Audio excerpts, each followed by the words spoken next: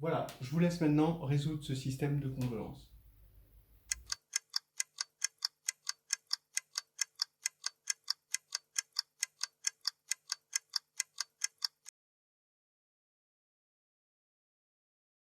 Donc là, eh ben, le PGCD de 21 et 35, c'est 7.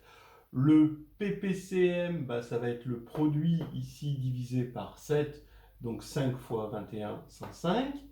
Et on vérifie facilement que l'identité de Bezout, c'est 2 fois 21 moins 35 égale 7.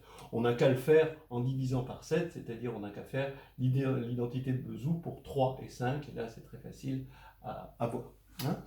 Donc maintenant, d'après la formule de tout à l'heure, on a x0 égale, il faut faire 1 sur 7, et on reprend notre formule de congruence, c'est-à-dire ici on fait 10 fois 2 fois 21, moins 3 fois 35. Et donc en divisant par 7, on tombe sur 45, ce qui fait que l'ensemble des solutions, c'est 45 plus 105K ou K parcours Z. Voilà, d'accord, c'est fait. Maintenant, on va mettre un petit peu d'ordre dans nos idées. Hein. Et ça, c'est important, ça va être la partie un peu plus abstraite et donc plus intéressante aussi. Donc, voilà les explications. On a ici une injection de z sur mu z dans z sur nz croix z sur nz. Et cette injection qui a x modulo mu associe x modulo m et x modulo n. D'accord ? Donc il est possible, bien sûr, puisque m et n divisent mu, il est toujours possible d'associer ici, ça ne dépend pas du choix du représentant ici, mais on peut associer à x mu, xm et xn. D'accord ? Donc ça, voilà, c'est ce qu'on a dit par passage au quotient tout à l'heure. Et de plus, I est injective parce que je suis parti d'une application de Z dans Z sur NZ croix Z sur NZ, d'accord ? Et j'ai quotienté par son noyau. J'avais vu que le noyau, c'était justement l'idéal engendré par mu. Maintenant, j'ai une deuxième application qui a deux éléments là, indépendants cette fois-ci, x modulo m et y modulo n, associent la différence des deux modulo delta.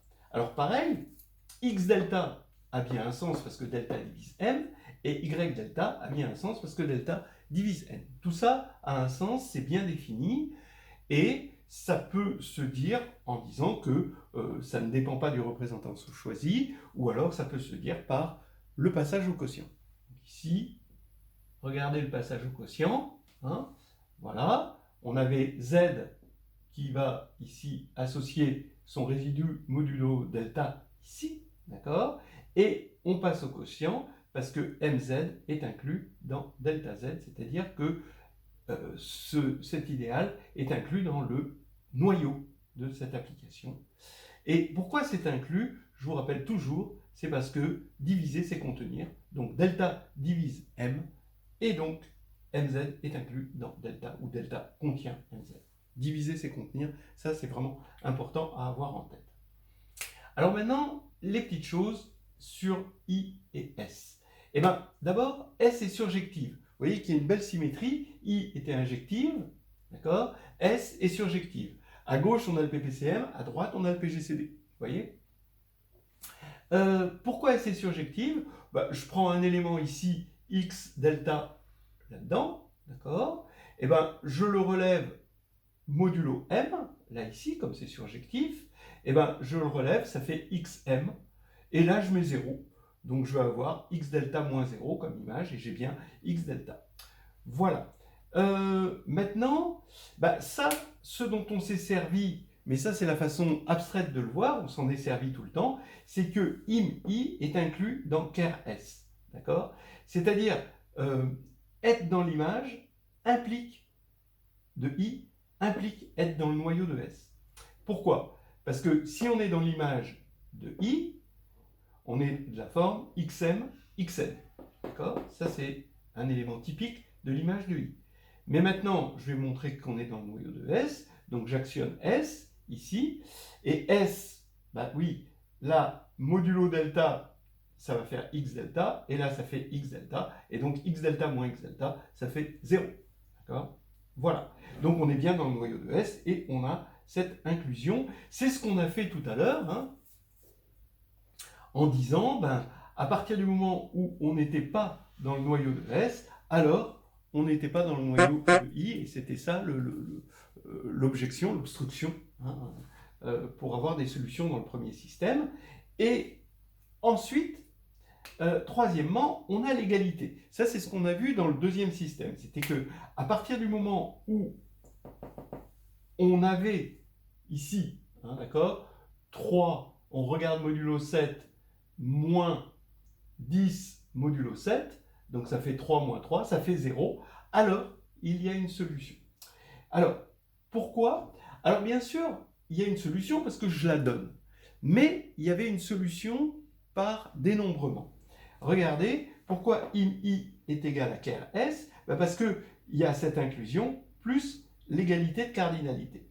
Ben oui, l'image de I, étant donné que I est injective, son image, c'est le cardinal de son image, c'est le cardinal de l'ensemble de départ, c'est-à-dire mu.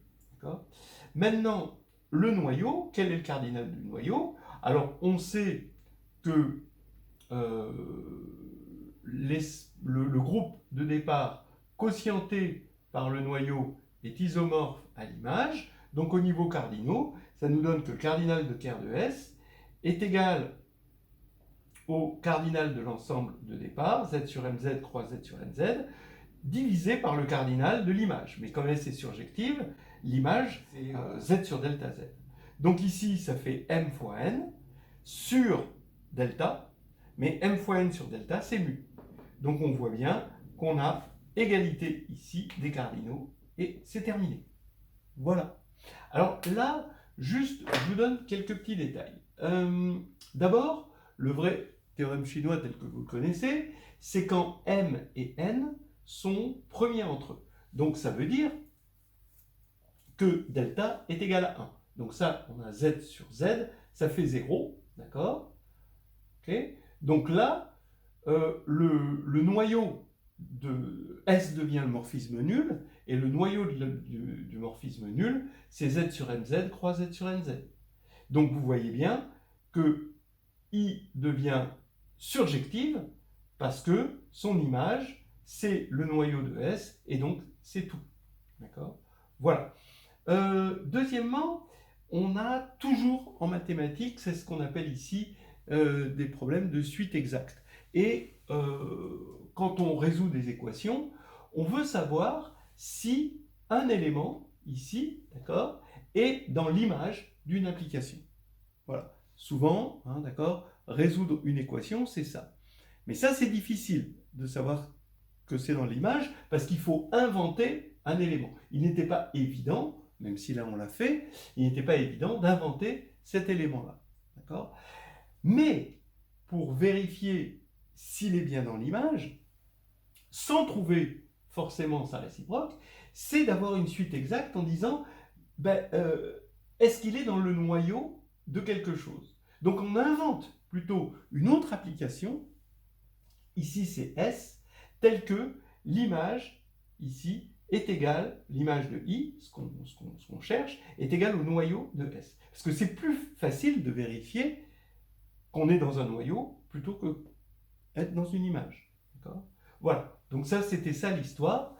Si vous voulez, s'il y a une chose à comprendre là-dedans, et qui ensuite est un cap pour les algébristes et les mathématiciens en général, hein, c'est de savoir si l'image est égale au noyau.